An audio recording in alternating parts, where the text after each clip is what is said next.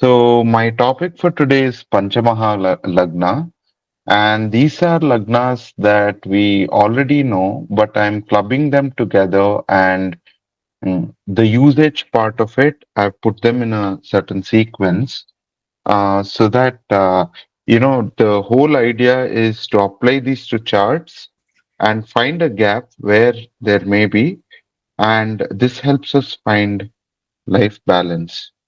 So before I dive into these five lagnas, I'd like to give a small preface on uh, topics that might otherwise be relatable to these lagnas. The first topic is Maslow's hierarchy of needs.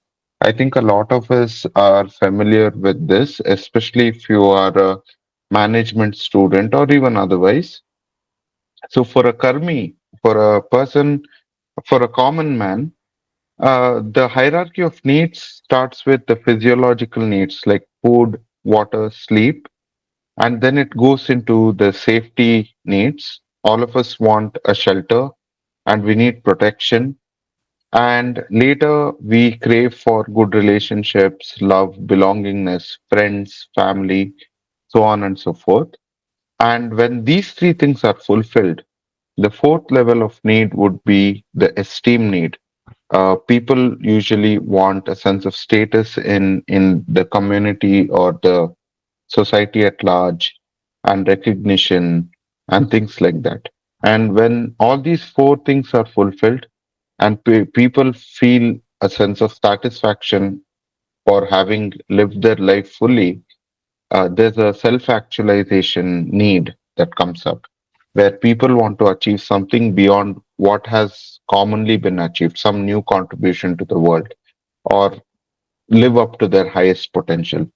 For some people, this may turn into a spiritual quest also, but this is like a general guideline on the hierarchy. This is not necessarily, in my view, linear for different people. Even if some lower need is lacking, they might have a need for the higher need as well. Like somebody who might have financial issues to meet some of the lower needs, they might still want.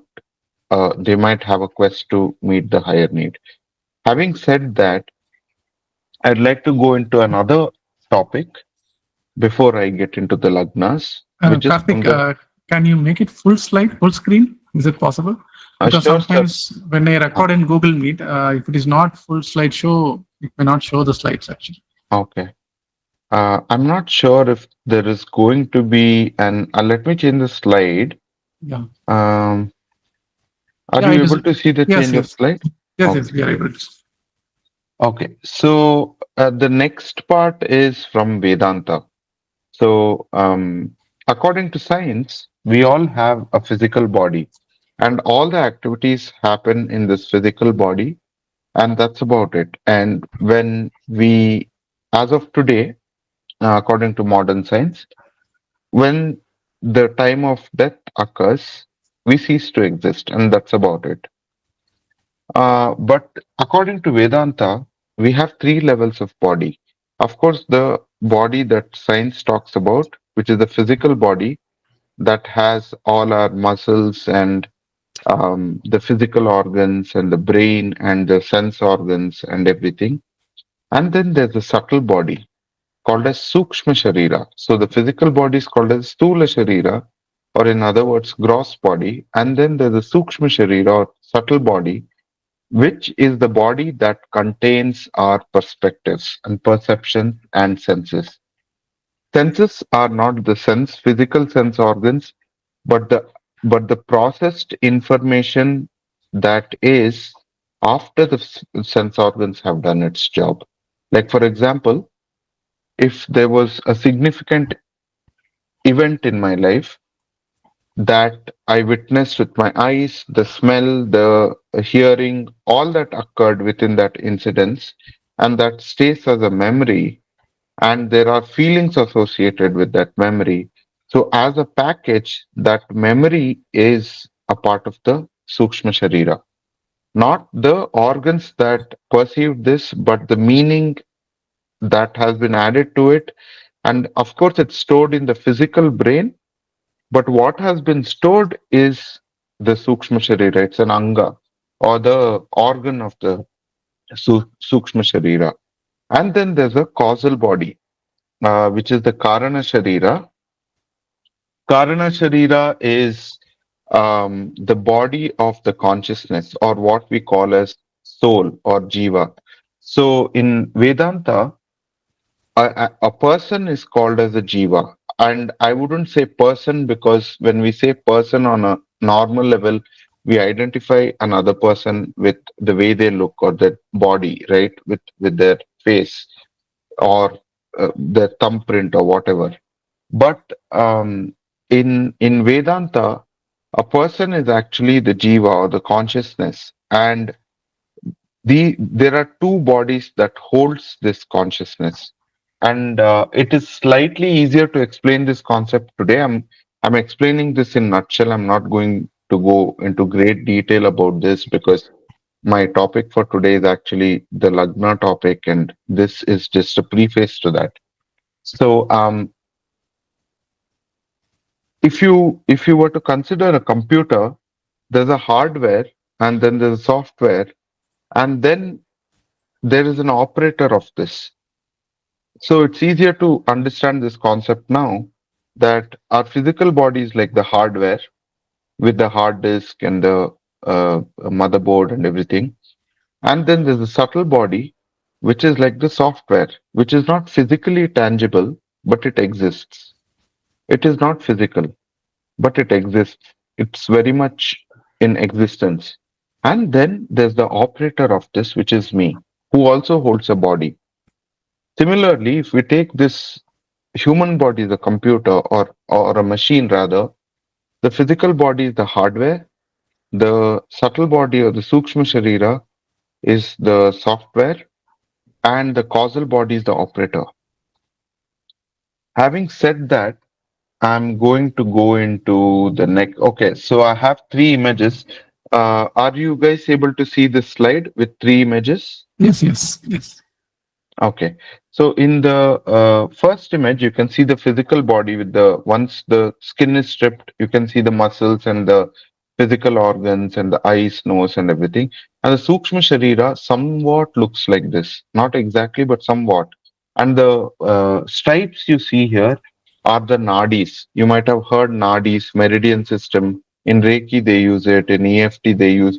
So these are the nadis, and they're not very actually physical, but somewhere in between physical and totally non-physical.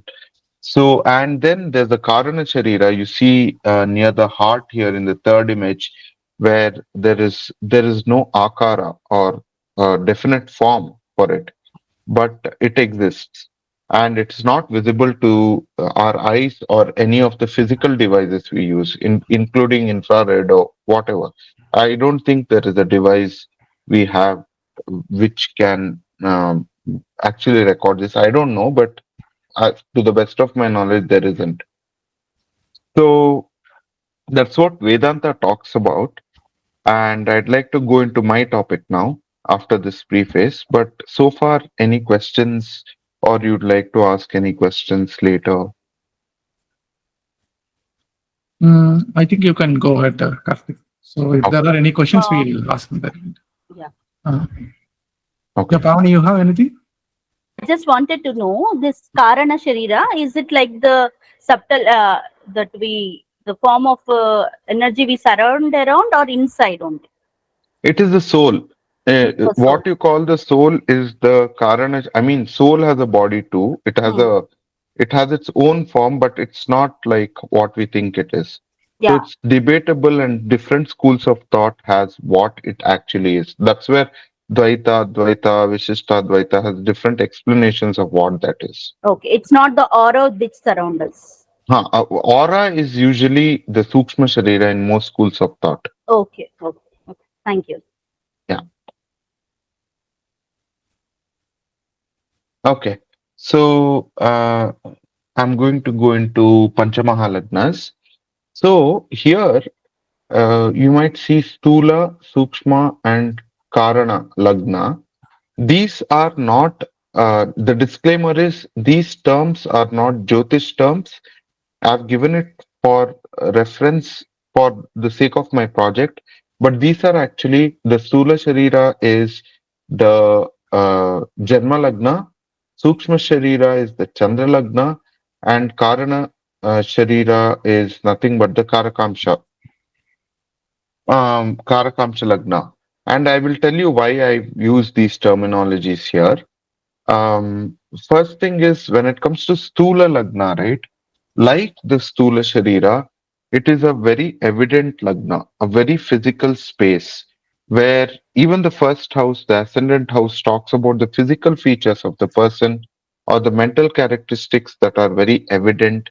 And out of all the Lagnas, the Janma Lagna or the Rashi chart, the Janma from when we analyze from the Janma Lagna, it's more evident than other aspects. So the weightage comes there, right, where we can map a person's life happenings that happen outside of us. Yeah, this is one more important factor.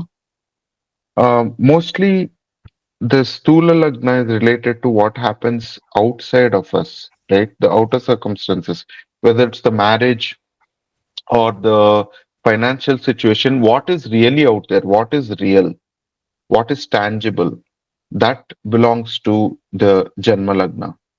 Whereas the Sukshma Lagna, which is nothing but the Chandra Lagna, gives more idea, I mean, from this project perspective, about the mental atmosphere of the person. The Stula is the outside, but the world outside, but the Sukshma is the world inside. And so it is with this. It is said with the physical body, you can see uh, others, you and others have evidence for the existence of a physical body.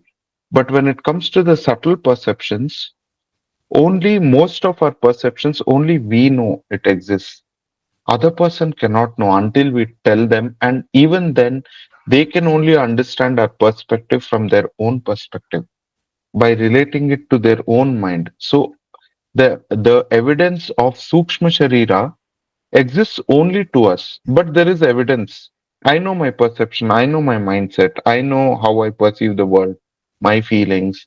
When I look at an object, how I feel, only I know it. And then Karana Sharira, right? Even I wouldn't know that it exists. None of us know that our soul exists. And in many schools of thought in Vedanta, not all of them, but many, it said that the day somebody realizes experientially that they have a Karana Sharira or a soul is the day either when somebody attains nirvana or mukti or moksha, or at least they'll have a great desire for it and they wouldn't desire these things anymore, the the material things anymore.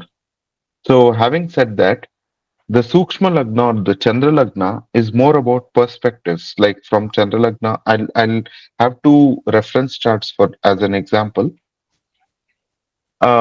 If I were to look at the 10th house from Chandra Lagna, it is more of a mental atmosphere about my job rather than the physical job. I'm not saying it in totality. It's not like a total mental atmosphere, but it's according to my finding shows a lot of mental relation with that.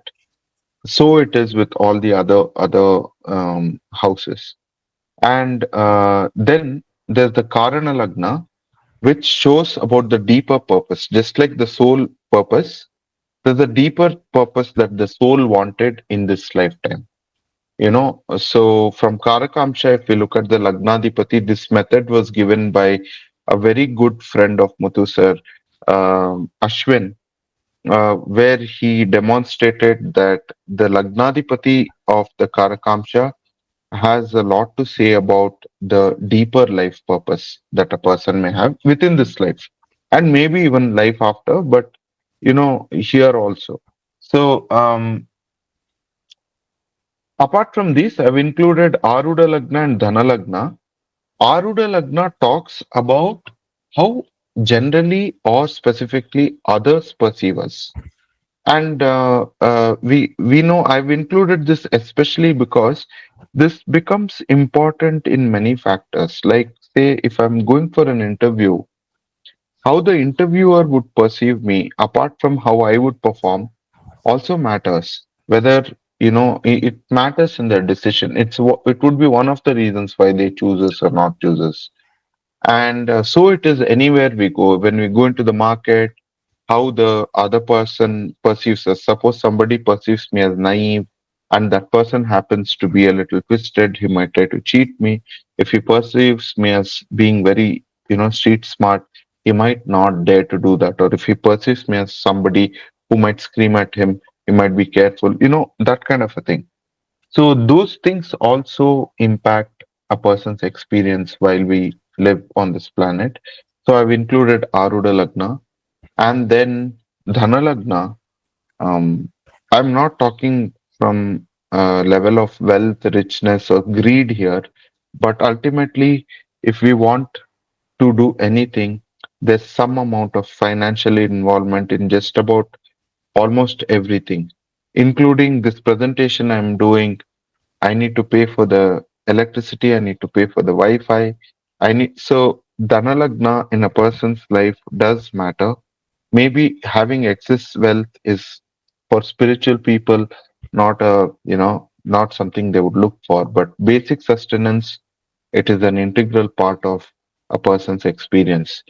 There's a saying also in Sanskrit, vittena hinam purusham tijanti, vittas vittam hiloke purushasya bandhu. The real relative of a human being is money. I'm not going to go to that extreme to acknowledge that, or like believe that, but it does matter a lot. And Karakamsha Lagna, we just spoke about. So these are the five Lagnas that I've chosen and put as a category in approaching to analyze a chart on the whole to get a person's full perspective. And I'd like to give a small example in a nutshell before I dive into two charts I've chosen as example charts. Say a person has really good yogas when it comes to their job or their wealth factor or their marriage factor, but they are not married or they don't have that good job. In the Stula Lagna, Janma Lagna, we see good opportunities, but somehow they don't have a good job. And then when you go into Chandra Lagna, you may see that their 10th house lord or moon is afflicted. So there you can analyze and see that maybe this person has good opportunities, but mentally they are not putting that kind of effort, or they're going in that direction where they might actually, make use of that opportunity. And for some people, it may be so that a Stula Lagna is good, Sukshma Lagna is good, and Aruda Lagna is not great. So wherever they go, you might see that they have good yogas in the job, and even Sukshma Lagna shows good yogas, but in the Aruda Lagna, they're not able to cope with the job, and their complaint might be, in fact, that there is issues from other people coming to them, and sometimes it could. When we look at Sukshma and Aruda Lagna, you can know, I mean, fairly, I'm not saying that take this as a fatalistic thing. You can know fairly whether it is this person who is slacking in some way or they have real issues coming from the other side. So that also helps. Uh, Now I have two example charts to demonstrate this. One is the Bill Gates chart. In the Stula Lagna, it is very evident. I will tell you the end narrative of this and then give you the combinations. Bill Gates is one of the wealthiest people in the world. And for that, in his Rashi chart, in a physical space, we know that he has a very good net worth. It is not just in his mental space where he feels that he's very rich, right? And the richness is not only a physical thing. somebody who might have in a village, say somebody having a lakh in the bank may feel they're very wealthy, not just in a village, anywhere. And somebody who has millions might feel that they don't have enough because they may compare themselves with somebody who has even more or double or triple their wealth. So, from that perspective, Stula Lagna, what it talks about is like the real tangible wealth, and Sukshma Lagna, from a wealth perspective, talks about their mental state, about whether they feel they have good amount of wealth or not. In this case, so Moon, the second lord of wealth in his chart, is in the 10th house. So a lot of wealth that he acquired is from his profession and job. And 10th Lord Jupiter is in the third. Source of income largely comes from his profession. In the physical space, 11th Lord Mars, who is the Lord of Engineering, is in the fourth house.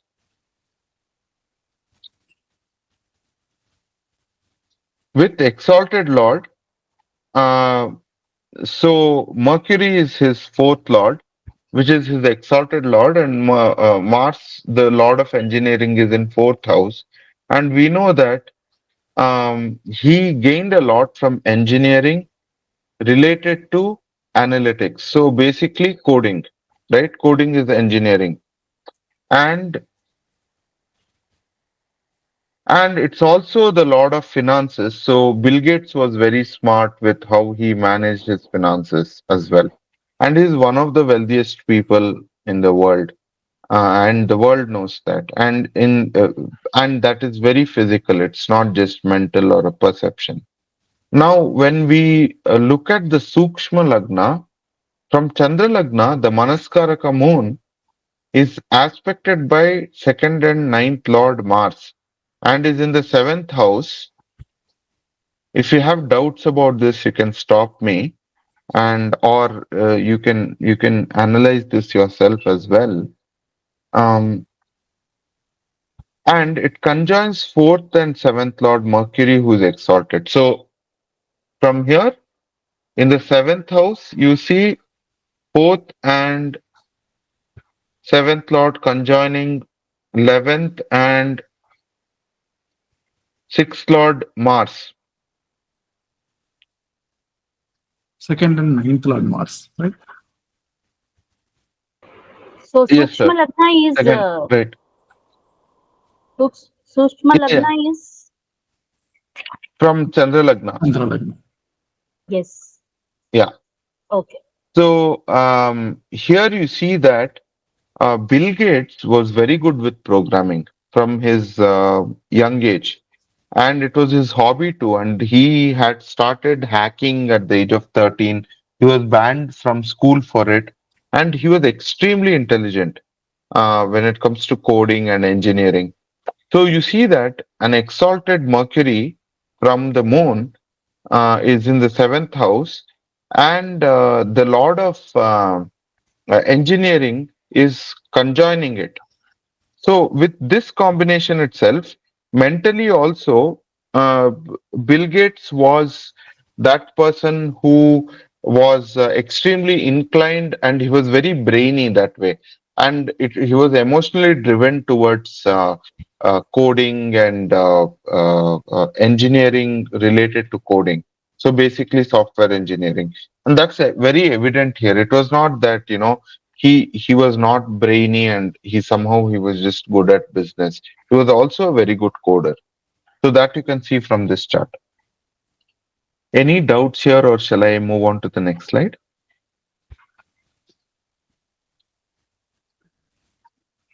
So Shall far, I? so good. So far, so good. Yeah, you can proceed. Okay. So now Aruda Lagna, right? Let me give you the narrative first. Bill Gates does have a worldly reputation of being a great entrepreneur. We all know that. And he's the founder of multi-million dollar company, which can be traced to the Saturn's exaltation, because Saturn represents big corporations, right? But and this is from the Aruda Lagna. So Aruda Lagna falls on Sagittarius when you calculate it.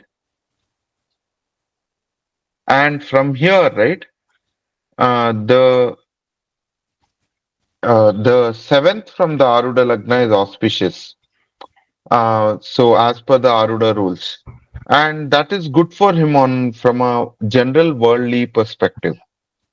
But however, from the government, right, he faced a legal lawsuit by government of USA. This source is I got this info from Wikipedia, and this can be traced to Sun's debilitation. We know Sun represents the government of the native, where they are born and where they belong to. And the debilitation of the Sun conjoining big corporates and Venus, which is a creative planet, he faced a legal lawsuit, and the lawsuit was about illegal monopoly of browser market. So this creativity involving his corporation as well, both put together, it is easily traceable to this combination here. And there was settlement after 5-6 years of trial, and the enquiries related to that started in 1990. So overall, he spent almost 10 years dealing with this issue. And then he had to part some wealth as well in this, a large amount of his wealth in the settlement and the cases and all those things. So from the Aruda Lagna perspective, the world thinks Bill Gates is a great guy. He's a great entrepreneur. He's very brainy, and he made Windows possible. And we all like Bill Gates for that. But his government didn't think he's a great guy at all, and they had an issue with him, and you can clearly see that here. Right. Venus is also sixth lord, right? From Ardha Lagna. Right, right. Yes, sir. So with this combination, as Sir mentioned, you can see a lot of issues that happened with the government. And like Sir mentioned, this court cases related to government and the corporates, and also Saturn as a Karaka, who's related to court cases, but he's exalted. That's another thing, and that worked out to him in other areas. But in this particular area, it all came in together, causing this issue. Any doubts or anything here? I Or just shall want to I? add that Yeah, there's Ketu in the sixth too, so it's not great for him court-wise. right, right, right, And it's interesting because from Moon, right, you have Mars and Mercury in the seventh. right, So he thinks he's aggressive on the right, outside from others' perspective.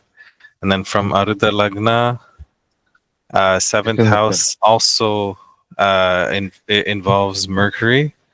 So Right, financially, he looks aggressive, but when it comes to court, like you said, he's weak. So yeah, just wanted to add that. Thanks, Karthik. right, right. Thanks a lot. Yeah. So his Dhanalagna falls on Virgo, and we all know how to calculate Dhanalagna, so I've not put in the calculations.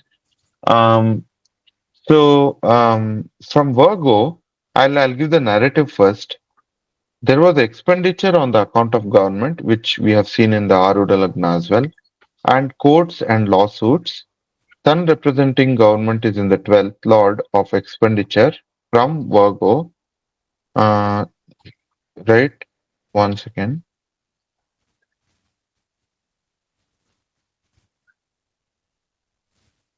Yeah, 12th lord Sun is in the second house of wealth from Dhanalagna. So there was expenditure naturally on the government, and it's conjoined with exalted Saturn, who is the sixth lord from Dhanalagna. So you can see this very clearly: one, two, three, four, five, six, and it's exalted also.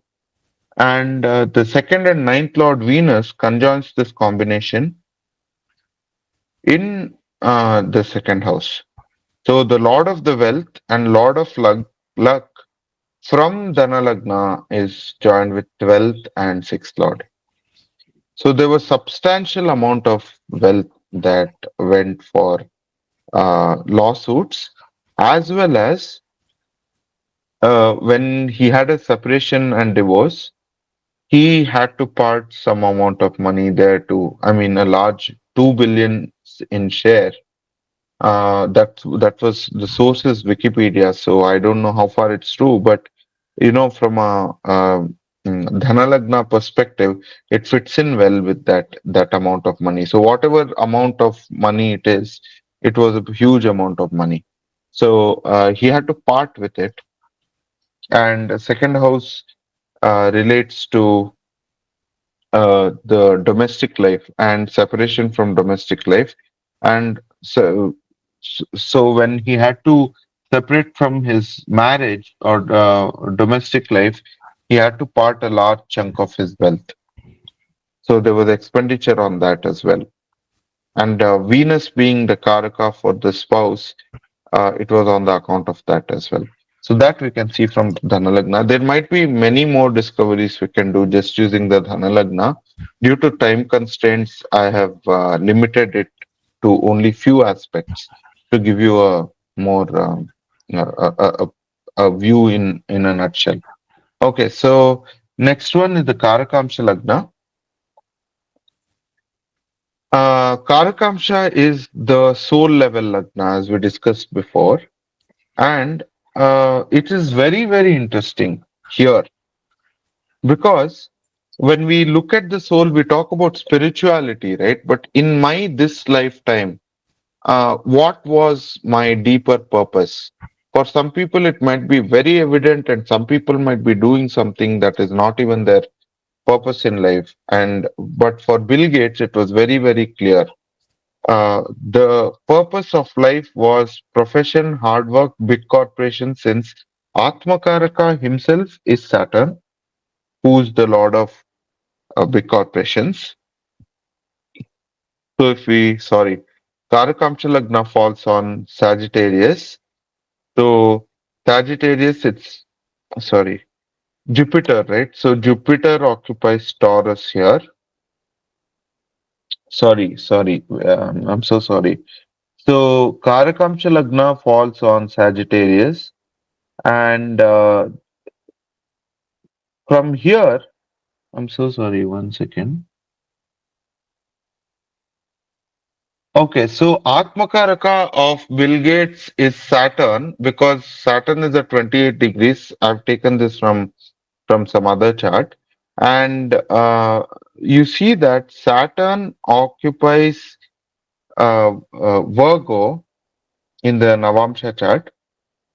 Sorry, Virgo, this Gemini. I think you need to Gemini. give a little bit background, like because for some people they may not know that the Karakamsa Lagna to be looked at the Navamsha, not in the Rashi. Right.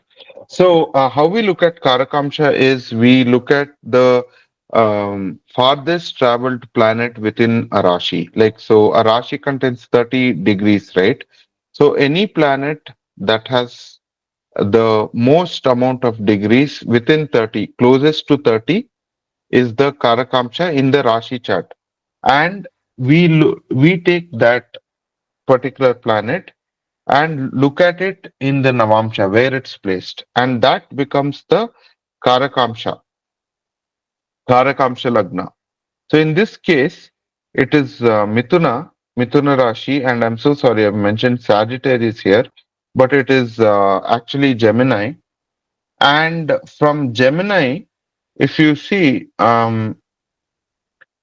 Karakamsha Lagna is occupied with Venus, the lord of creativity, and Mars, the lord of engineering. Classic example of everything he did, and also is occupied. The Karakamcha himself is Saturn, who is the Karaka for big corporation. So, big corporation, creativity, and engineering coming together caused a lot of his innovations, Bill Gates' innovations were amazing. We a lot of us still use Windows, and Windows was a thing in almost all households, the operating system, and it was because of what he's one of the other companies because of whom the PC became available in every household. Of course, it was Apple too who first brought in that idea, and there's a whole story about that. But however, these two companies were the ones who did it, and Bill Gates was definitely a tremendous contributor to something like this happening. And in the ninth house is occupied by Rahu, the Lord of Electronics. So here, um, the ninth house of deeper understanding is occupied with Rahu, who represents technology, right? So he understood technology on a deeper scale, and if you look at it, it is a revolution by itself. Up until the computers becoming a household thing, everything was just the technology was a gramophone or a tape recorder or something like that. But a computer led to smartphones, and there was a technological revolution in the world after that. And the internet and globalization, all that happened because of computers in a house. And that's a remarkable technological, sort of a I don't think, I mean, according to my perspective, that is unlike any other revolution that has happened in the world in terms of human progress, on a material scale.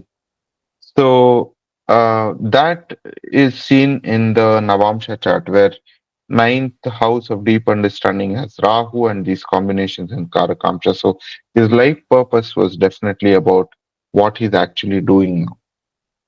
Shall I move to the next chart, or anything you want to discuss right now? I think there is no questions now. Maybe you can move to the next chart. Okay. Next chart of mine is the chart of a lot of people's favorite actor. He's one of my favorite actors as well, Rajinikanth.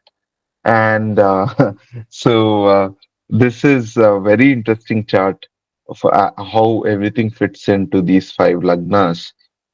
So the first Lagna is Stula Lagna again, and it is the Simha Lagna.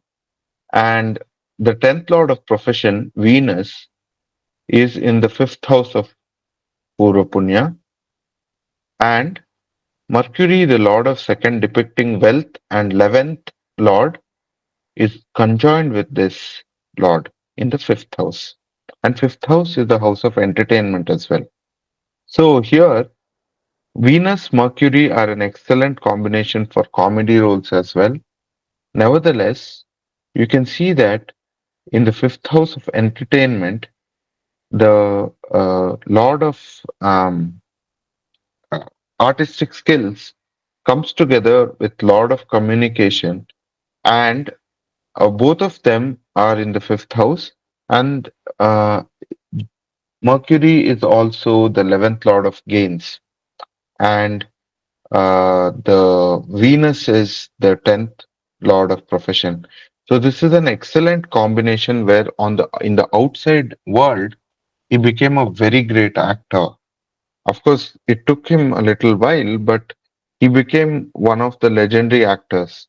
And we know that Rajnikant is not only a great actor, he's a heroic figure with a huge legendary fan following, but his comedy timing is really fascinating, even in a heroic role. He was not like a side comedian or something. He was a hero. He had that lead role in which he would also have a great sense of humor with another actor who would also, side him in a lot of movies for comedy roles. From the perspective of tangible reality in the physical world, it's no doubt that Rajnikant, in his fame, acting skills, fan following, and legendary contribution to the world of cinema, has achieved great heights, and this can be seen clearly in the with the combinations above. And fame, fifth house, which also relates to fame, contains 10th Lord and the 11th Lord. So it's quite evident that in the physical space, whatever he is, he is. Now, let's go into the Sukshma Lagna part of it. Let's look at the narrative first. Rajnikanth is known for being very headstrong personality, which is derived from exalted, well-placed Mars conjoining the Moon. So Mars is conjoined in the Rashi chart with the Moon. He he is famous for his dialogue delivery, which is powerful, commanding, and yet very justice and moral oriented. A lot of movies where in his dialogues, it is very like strong, Kadak, and to the point, but at the same time, it maintains a certain level of morality in his dialogues and something that has a message, right? Especially some of his old movies has those kinds of dialogues. We can trace this to his probable inner dialogue in his mind. Manas, influenced by the Jupiter, the lord of morals, in the second house, and the second lord in the ninth with Ketu.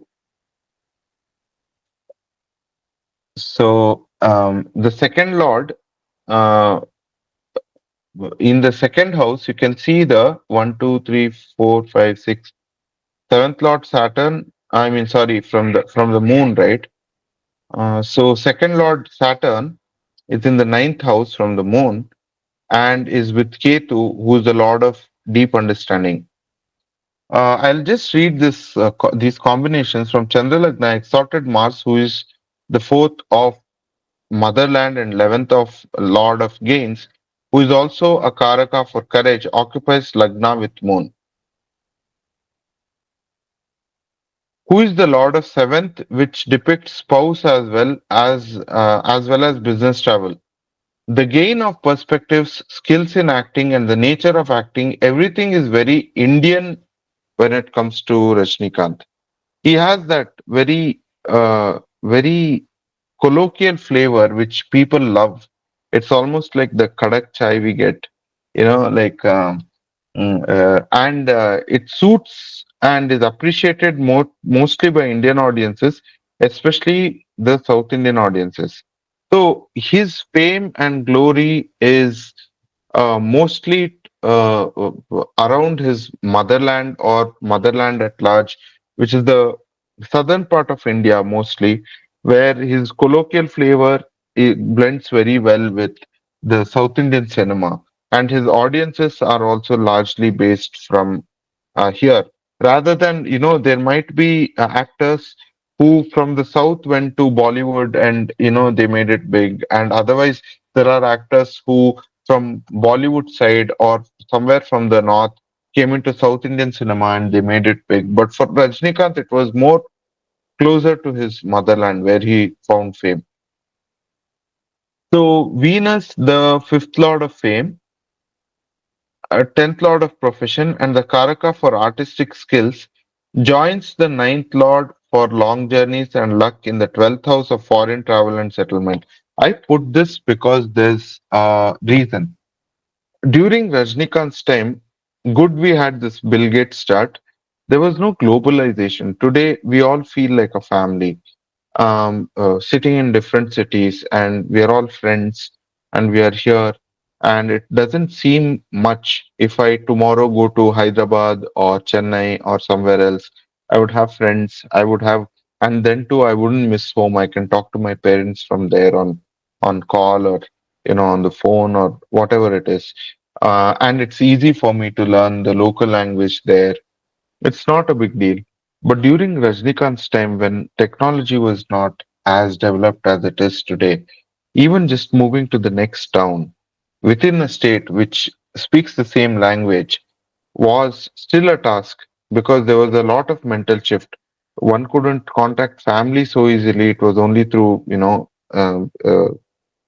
physical mail or if they move across states, language was totally, I mean, they couldn't talk to anyone and they had to learn that language and then move to a new state, or they would struggle a lot. They didn't have YouTube to even, or Google Translate or anything where they could learn the language at least very fast. So when it was that kind of a time, Rajnikant, who was born in Bangalore in a Marathi speaking family, went to a Kannada, medium school. So he knew two languages at large. And in his interview also, he speaks about this. When he met the director, Balchandar, and the director told him to learn Tamil, he would have struggled a lot. He was still in Bangalore around that time, and he started learning Tamil here, and it would have been a great challenge for him to have learned at least some amount of Tamil and then gone there. And he had to shift from the Kannada batch to the Tamil batch. So there was a shift of industry as well, where he had to shift his acting, everything. So from a mental perspective, this was like a quite a bit of travel. How we look at foreign travel today. For me, foreign travel today wouldn't be going to Hyderabad or Chennai or somewhere. It would be to go to some Switzerland or somewhere, not even USA, right? Mentally. But for him, it was quite a bit of travel mentally. So you can see that foreign travel aspect within his chart from the Chandra Lagna. So, having said that, he made it very big in that industry in spite of that. So, you can see a very great combination of Venus Mercury in the 12th house. And what else? I think I have included a lot of things here, but I think we are falling short of time. So, I'll just go to the next slide. Okay, from Aruda Lagna, which is the Kumbha Lagna, it falls on Kumbha Lagna, and Kumbha Lagna is our Aquarius. So Jupiter occupies the Lagna, and Jupiter is the lord of the second and the 11th in the chart. And we know that Rajnikant has a great reputation of having social messages. So Aruda Lagna is the Lagna of perspectives of others around that person. And see, in case of Rajnikant, how much of this matters. For a great actor, for his fame is everything, right? His popularity for an artist is everything. It's directly proportional to the profession. It might not be the case if I'm in some other profession. If I'm say a software engineer or what I do in my MNC, I don't have to be popular in order to do that job. But for an actor, popularity is everything.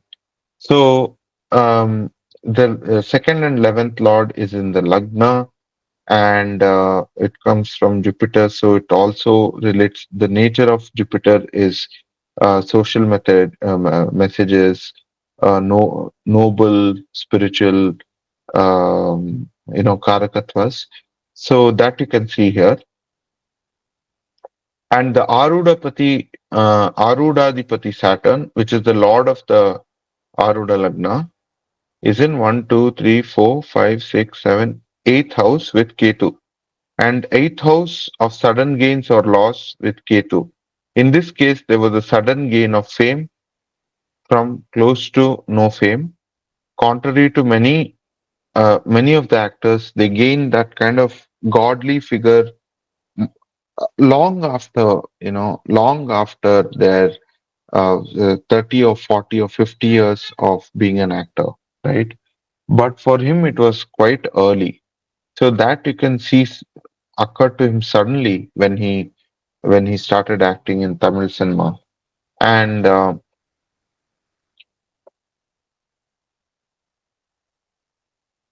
and earnings and reputations are related to Venus and Mercury in the 11th house.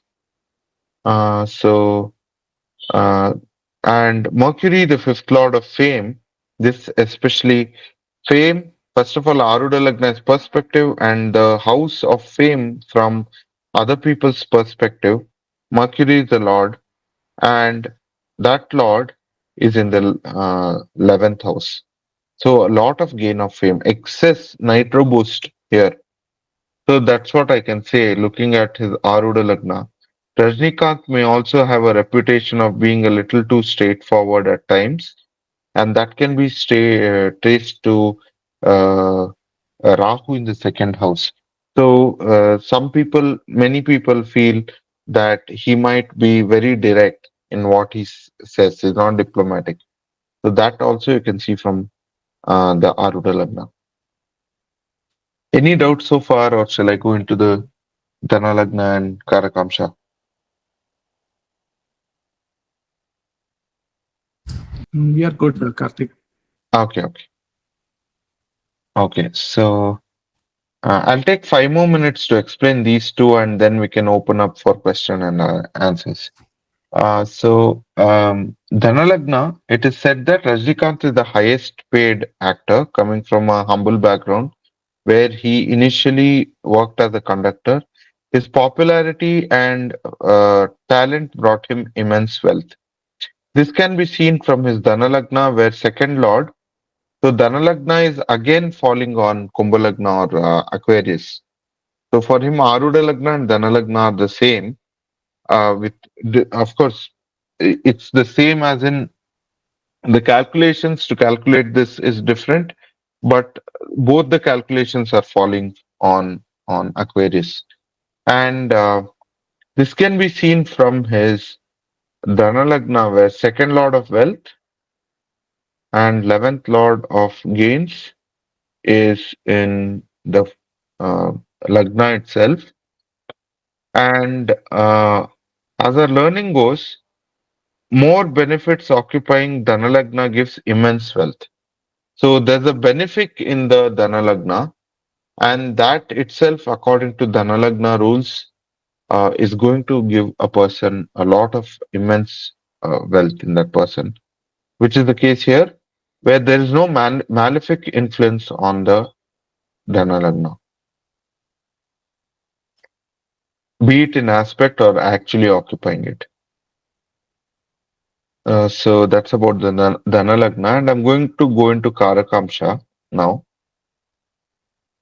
Yeah. Can you see the slide? Yeah, yes, Karthik. Yes. Okay. It's interesting here, but before I go into the Karakamsha Lagna, I had to give a small narrative. Rahu, in certain schools of Karakamsha calculations, is not considered Rahu and Ketu. But also, Rahu is considered, eight planets are considered as a part of Karakamsha Lagna in many schools. And B.V. Raman also notes this when he's giving the narrative about Karakamsha. He mentions and leaves it to the reader whether to consider Rahu or not in Karakamsha. So what I've done is I've given both slides with Rahu as for Rajnikant. When we include Rahu and calculate Karakamsha, Rahu all becomes the Atmakaraka. But if we exclude Rahu, it's the sun that becomes Atmakaraka. One thing to note here is generally about Atmakarakas. If you are considering Rahu, Rahu's degree has a slightly bit of different way of calculation. Because Rahu is retrograde, we are not going to see the farthest Rahu has traveled within a Rashi to see if Rahu is the Atmakaraka, but we are looking at how least Rahu has traveled and take that degree and minus it with 30 and take that degree and compare it to other planets. For example, if Rahu has traveled 2 degrees, you are not going to, and Sun has traveled 26 degrees, that is the highest amount of degrees any planet has traveled in the Rashi chart, and Rahu has traveled, say, 2 degrees, then what you do is you minus 2 from 30, then you get 28, and then you take the 28 and compare it with the sun, which has traveled 26. So Rahu would be at 28 and sun is at 26. So if you're considering Rahu, then Rahu would be the Atmakaraka. In this case, in Rajnikant's case, Rahu was at 0 degrees, so 30 on 30. Nevertheless, I've given narratives for both Sun and Rahu, and this is how it goes. I'm starting with Rahu. Rahu occupies in Navamsha, occupies Cancer, and if we take Rahu as the Karakamsha, Karakamsha Lagna, I mean the Cancer as Karakamsha Lagna and Rahu as Atmakaraka. Here, the Karakamsha Adipati or the Lord of Karakamsha is exalted in the 11th house with Venus, which is in his own Swasthana. And this combination, where uh, Venus is the Karaka for artistic skills, coming with the Lagnadipati of Karakamsha Lagna, clearly shows that his life purpose was about inventing his own style of acting and becoming a legendary actor or an artist of in that respect. So eh, Venus, the lord of the 11th and the 4th. So here also his life purpose was about gaining a lot, both in terms of art and also otherwise, whatever Venus represents. Coming from a humble background, we see that he has this yoga from this Atmakaraka to have gained that kind of luxury, that kind of, fame and glory and wealth and artistic skills. And, it's like a complete gain. And that has been achieved with the exalted moon, the Lagnadipati of Karakamsha with Venus. And this stardom sustained also. So it is coming from a deeper purpose and not just, some passing thing that happened to him. Okay, so I'm going to go into the next slide where I have taken Sun as the Karakamsha, Atmakaraka, sorry. And Sun is the Atmakaraka not only from a Parachari perspective. From Parachari perspective, Sun is an Atmakaraka for everyone. But from Jaimini rules also, as we saw the calculation here, Sun is the Atmakaraka for Rajnikant. And the Lagna Lord Jupiter occupies the 10th. So Sun occupies Pisces and the Lagna Lord occupies 10th. And Jupiter is a dharmic planet, and the Karakamsha Lagna is occupied by Sun and Saturn. Saturn, the 12th lord from Karakamsha, who is also 11th lord, conjoins Atmakaraka, which is the Sun. Sun has enmity with Saturn. We know that in planetary relationships, Sun and Saturn don't get along. And there's a popular Puranic story of Shani not getting along with his father, the sun god, as well. The life purpose here is slightly confusing in this case if we take the sun as the Atmakaraka and not considering Rahu, since the great actor has no direct connection to the sole purpose of his legendary accomplishment in acting. However, this combination shows certain other aspects of Rajnikant's life. Like, for example, when he was very little, Karakamsha largely, relates to spirituality, right? When he was little, his elder brother had enrolled him in Ramakrishna Math. And that is not something that happens to everyone, right? Where you enroll your kids to a math. And he learnt Vedas, tradition, and dharmic history there. And the source of this is Wikipedia. I don't know to what extent this is true, but I think it should be. And in his interviews, Rajinikanth does not hesitate one bit to state that he's a strong believer of God. In a very religious way, he believes in God. It's not that he believes God is an energy or some no the new age spiritual belief, or he's an agnostic, or something like that. He's a direct believer, and he believes a lot in a guru from Karnataka called Raghavendra, who's very popular um, guru here. We have Raghavendra Mutt and everything, and Mantralayam, which is in Andhra Pradesh, and this guru is in the line of Madhvacharya's Dvaita tradition.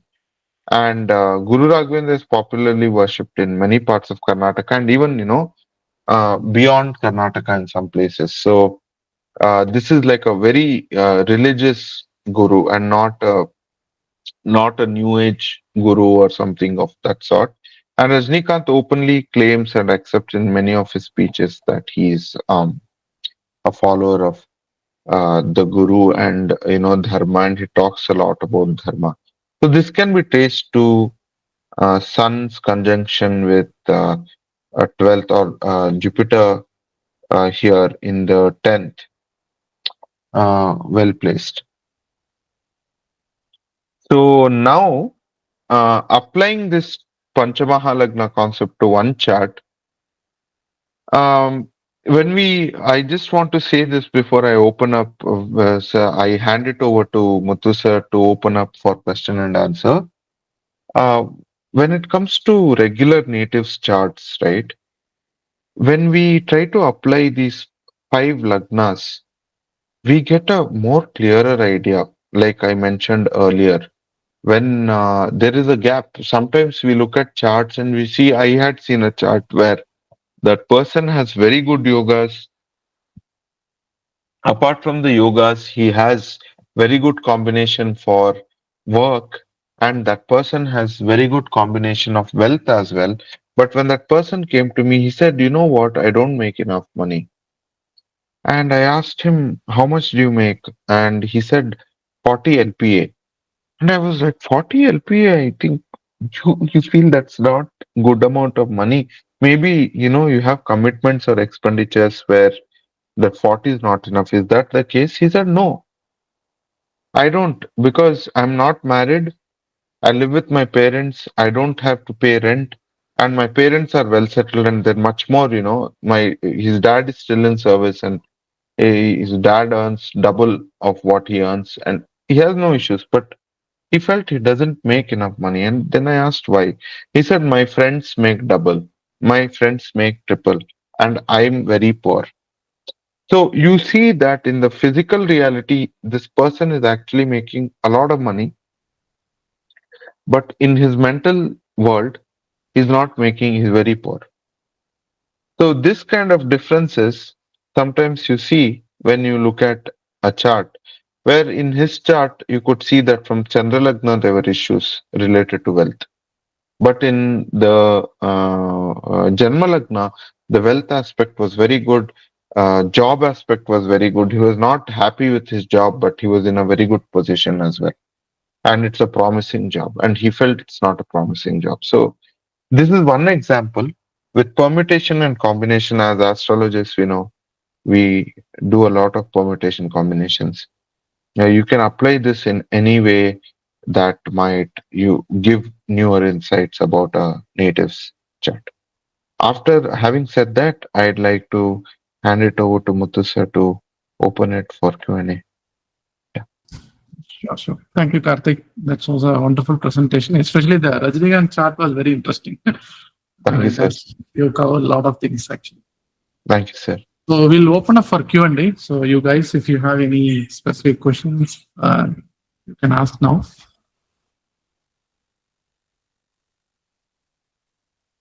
Yeah, I'll go first. That was a brilliant presentation. Thank you, Karthik. I was really amazed because I knew these lagnas existed, and I think Nitika showed us the Aruta lagna, but I've never went this deep in those lagnas, so now I see the purpose. So I see my life purpose. No, I'm kidding, but I see the purpose of the lagnas. It's amazing. So I Thanks. was also, you're welcome. I was wondering, how do you calculate the out of the lagna? It's fine. The other one, the Dhanalagna. Dana Lagna, yeah. I always forget that Dana Lagna, how you calculate them. Sure. So Muthu sir has given chart matrix chart as well. But to calculate it, he's also given certain numbers. So basically, you take the number, the ninth lord from the Janma Lagna and the Chandra Lagna, and look at the coinciding number, add them together, and the remainder you count from Chandra Lagna, I think. So Yes, that's you're right. how, That's yeah. correct. So basically, there is a root number for each planet. Okay, so you need to take the root number from Janma Lagna, for example, from Janma Lagna, go take the ninth lord, find the root number.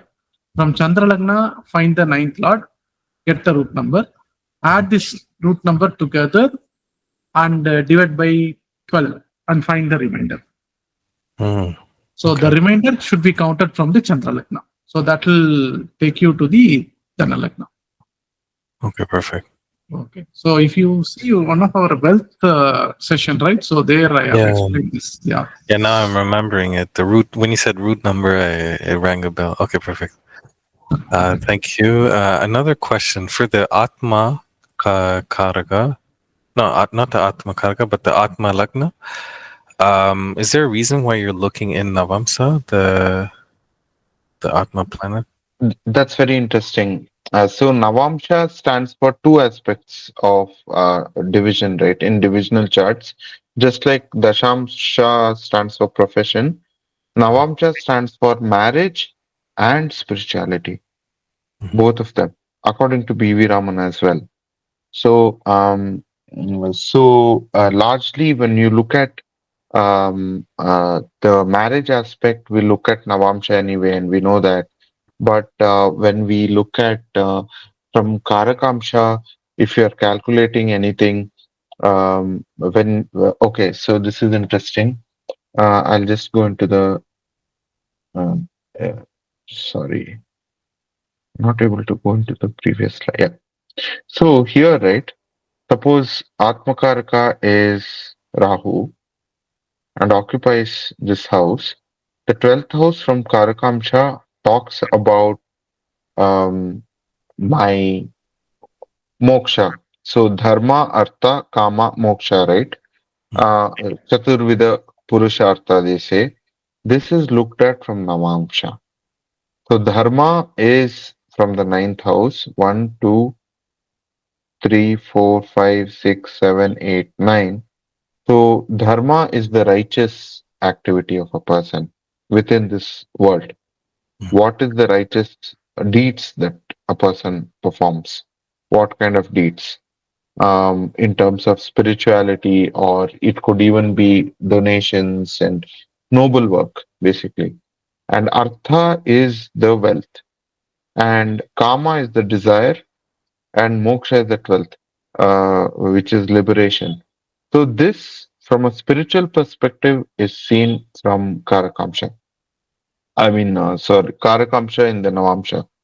And Navamsha, because that is giving you a spiritual insight. So when we are calculating Ishta Devata, Kula Devata, Grama Devata, or the Devatas, deities, our past life Devatas whom we worship, all this, and sometimes it gets into a space of, this is not traceable, but I'm giving the spiritual aspect of this, is that when you look at certain planets associated with Karakamsha, you can clearly tell whether that person in their past life was mantrika, yantrika, or tantrika, which means a person who practiced mantra shastra or yantra shastra, which is like the inscriptions of different geometrical shapes, and invoking deities into that, and what kind of spiritual activity or sadhana that person has performed. All of those and the different devatas associated uh, with that person's soul, uh, whom he would have worshipped over many lifetimes, and who is his spiritual guide in this lifetime. All of that can be seen from Navamsha on with respect to various houses from Karakamsha.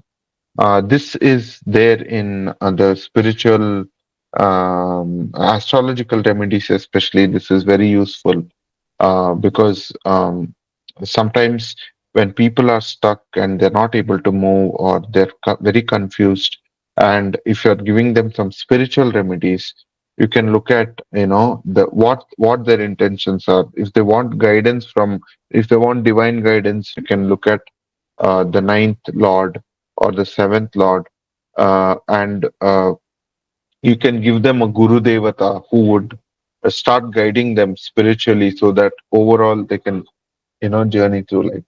So it gets very deep with Karakamsha, but ideally, to answer your question, Navamsha, because Navamsha also relates. It is a chart from which you look at the deities associated with that native through many lifetimes. Mm. Okay, thank you.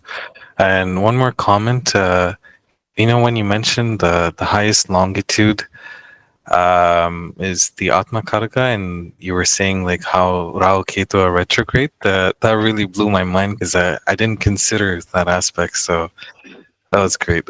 So yeah. Anyways, it's an excellent presentation. I'll let the others speak, but thank you, Karthik. Thank you so much.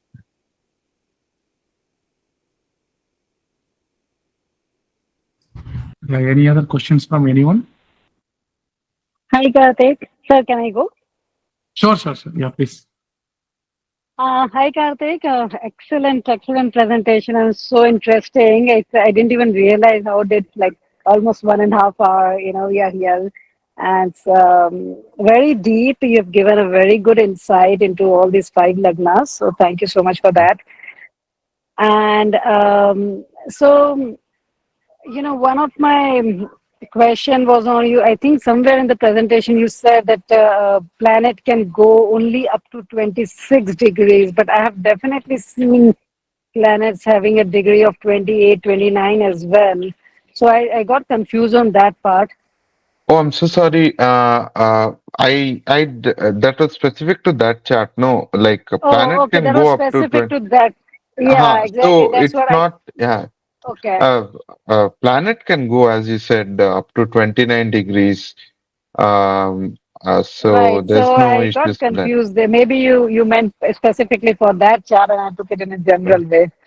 Yeah. Okay. Then one more thing, like is there maybe this is a bit of a question where we may not have enough clarity, but out of these 5 Maha Yoga that you've just talked about, is there any order of hierarchy? Like, what is the best? What is the number one that you need to look into? Let's say if the question is on wealth, because we talked about wealth charts, or if it's on career, then what kind of yoga is where you first need to look into and then see, if things are falling in place. It may not be very evident from Lagna, but maybe deep inside it could be. That might depend on the native. Like, for example, let's take wealth. I give you an example. So, say if a person has, let's take hypothetical examples.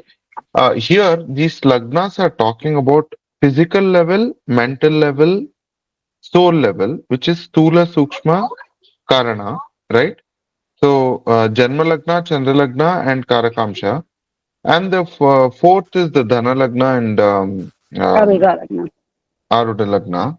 So, here, when a person comes with the issue related to a specific area of life, it really depends on what their query is about and where they're stuck. So, from a Rashi chart, like I give you an example, if somebody else is earning a lot, but they feel they're not earning. they are not making enough, and you're not able to trace why is this person feeling this way, and so it could be their mental aspect, or you can say that in work life somebody wants growth, in the hierarchy, not the financial aspect, but the positional aspect, and then that person has a good yoga in the Rashi chart, but in the Sukshma Lagna it's not great. Then you know that that person has to change their mental approach to it. But in both of them, it's there. They have a good combinations there. And but then something's not happening. If you look at the Aruda Lagna, you'd know, okay, maybe this person probably doesn't know that in their workspace there is some perceptual issue. So it's good to advise the native to just find out, not tell them that this is how it is, but just give them indications saying, are there any perspectives from other people that you get uh, wherein it might be hampering your growth? This is one example. So this way you can apply the physical, the mental, the perception of others, and then the soulful purpose. Sometimes karakamsha matters. Like a person is the profession and everything that they're doing might on the surface be fitting well, but they're not happy at all. And maybe when you look at the Karakamsha, you see that their life purpose is not very, aligned to, or Aligned is with in what they're oppose, doing. Right. contradicting what they're doing.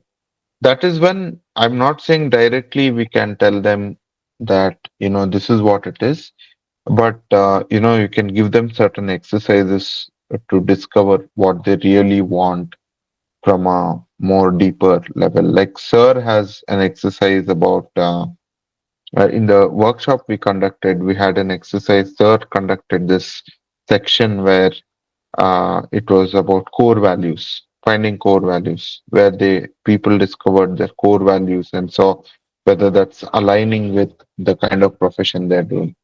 So that helps a lot. So, did you use the Karakamsha Lagna, sir, to find out the core values and like? Okay, so in our Uh, workshop, actually, for core values, we have certain materials, like certain kind of a questionnaire where if you okay, answer like those an questions, questionnaire. yeah, it's a Yeah. general questionnaire where you can answer and find your core value. But what we did is on the second day of workshop, we did do Karakamsha Lagna. I think Ashwin took that session. So he Okay. come up with a concept called where in Navamsha, who is the lord of Karakamsha Lagna. So that will drive the life purpose. So he Oh, showed okay. some couple of examples that was very wonderful examples actually. So that way we And can find how it does out. Atma and how does Mm. Atma Lagna fit into this? Like, is that, I mean, I always used to think Atma is more related to spiritual growth and all. Like Karakamsha was maybe related to the action that you're doing in the life, which could be work or anything else. It- That's a very interesting question. See, like if we go back to Vedanta, right? Putting everything in a nutshell, when the whole many schools of thought say that when the soul for the first time comes on the earth, it comes because this is the narrative of ISKCON as well. Um, it comes because it is influenced by the independent quality of Paramatma. Paramatma means the Supreme Personality, God. And the Jivatma is the dependent person on God and is the It, enjoyer, but is dependent for his or its enjoyment on God. This is the spiritual view I'm giving you. But although it's free and enjoying and has freedom, it wanted all of that to come from some of the souls wanted it to come from its independence and not from God. It's almost like If I'm enjoying, but my dad is providing, now suddenly I feel that, I might be enjoying, he might not be saying anything, but I should be the creator of that enjoyment. It's not he who's making it happen. So that independent quality the soul got and was born on the earth. So God felt that when you come on this earth, there will be suffering that you go through because all the souls coming together trying to be independent, they are going to be competitive and they might go on doing good and bad. And when what is bad is when it affects the other person. So the concept of karma came into play, punya, papa, and all that. So putting all this in a nutshell, it was God who didn't interfere with that independence, and the soul journeys itself, because God knew that in one or the other lifetime, the soul realizes that I don't want this independence. I want to return to God. Even though I'm dependent, I want to be the enjoyer and I want to be sattvic and I want to be all that. I don't want this world anymore. So when the soul is on that journey, right, different people have different phases of uh, the soul's mindset. So somebody might have to been wanting to be rich and great, right? So when they have the opportunity, in some or the other lifetime, they would be spiritually well aware and they would feel that, I have to do this kind of good work in this world in order to have attained that kind of position in the coming lifetimes or whatever it is. And they perform that. And so in the next one of the lifetimes, the Atma Karaka on a soul level, that person wanted to say there was a musician who failed to be a musician in this lifetime. He didn't get the fame. He wanted to be a musician or an actor, but he failed miserably in this lifetime. And then he went to some Swamiji or somewhere or church or wherever it is, and they said, do good work to people and your wishes will be fulfilled. And yet after all that good work, his wishes weren't fulfilled and he passed on to the next lifetime and he became a great actor in his next lifetime. The Atmakaraka in his next lifetime, it was his 2 or 3 lifetimes to become a great actor. He suddenly became a great actor or musician. So that's how the Atma level transition to be a great actor. But once that wish is fulfilled, he may feel, what next? This is done. This is normal to me now. What next? And what next? And what next? Until the soul realizes one day that, all this is just, it's not Temporary. ultimate. Yeah, all this is Yes. temporary and I have to be born again and die again and born again. I want liberation. So that's how this life purpose is related to the soul as well, sometimes, even if it's materialistic and not just spiritual. Thank you. Thank you. That's it from me. Sure. Thank you. Thank you for the question. Yeah. Pavani, Shivkumar, do you have any question? George, by the way, George, welcome. Hi, George. Hi. I joined in a bit late, so I missed the initial part, but very interesting, Karthik. Really interesting what you have shared. Thank you. Yeah. So no questions, no questions. Yeah. Okay, sure. Uh, Karthik ji, the representation is very good. Very means like insightful. New. I learned like new things. So I Thank you. just wanted you means you said an example that person was earning 40 lakhs. Still he was thinking. So that example, when if you can show us like practically, we will know. Okay, this is what he's making him. So how does this help in our means giving remedy or prediction to the means the one who is coming to us? That's a very interesting question. Hmm. Unfortunately, I can't share his chart because of Hmm. Yeah. Okay. confidentiality reasons. Hmm. But nevertheless, when it comes to the remedy part, right? The Hmm. remedy for that person is not really sure. I think Nitika ji is, has to Yeah. go, Yeah. but yeah. Yes, thank you, Karthik, and I'll go over the recording. Okay, thank Sure. you. Sure. Bye, Yeah. all. Bye. See you. So the remedy for that is not really, in my opinion, that person will never be satiated, right? Because Mhm. his issue is today he's earning 40. Tomorrow, if he earns 80, Hmm.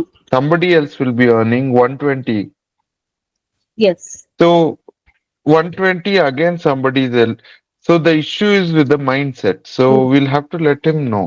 I mean, in a very nice way. Hmm. That see, you are going through this, and Hmm. I'm not saying stop your growth. You can grow, but the dissatisfaction you have, that can never be satiated. Okay. So you can go with you can realize this and approach your growth, whatever growth you want, with a different mindset. That as far as I can, I will Hmm. build my whatever career or wealth or whatever it is. But I can never be the bench.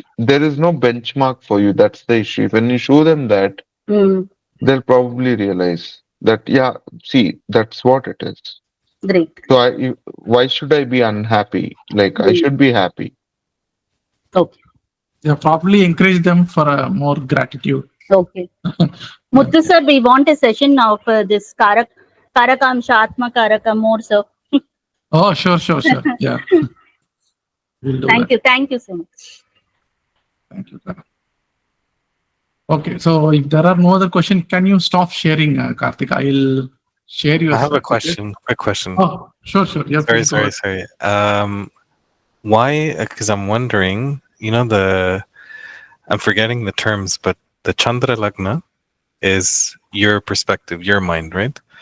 And the other one, the Aruda Lagna is the perspective of the others. Right. Technically, I feel like these should be. Oh no, never mind. I'm losing my train of thought, but I was thinking they should be opposite, or we should see some opposite signs from each other, but not necessarily. Now I'm thinking, but anyways, it's something that I'm digging, but it's maybe leading to nowhere. Sorry.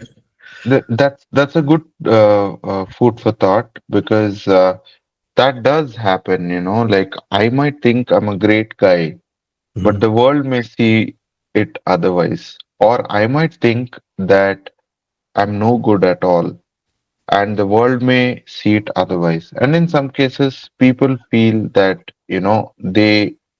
they are great at something, and the world also looks at it that way. Mhm. But in some cases, it's the opposite.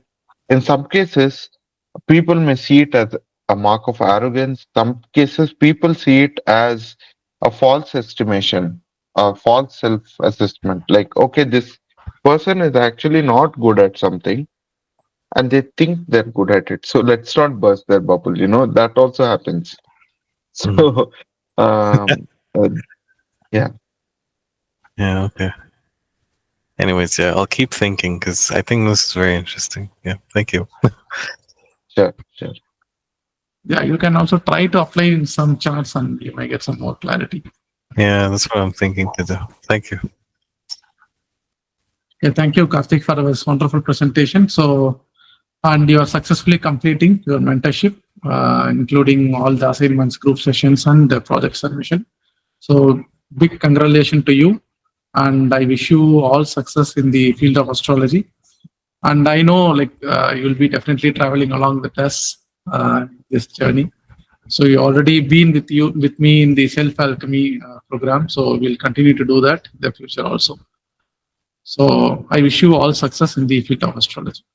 Thank you so much. Thank you so much, sir. And thank you very much for being our guru and my guru, and for the guidance. And so far, whatever guidance, you've been a very giving guru where you never held back any knowledge you have.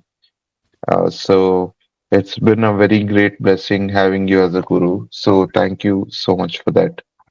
Thank you so much. Thank you.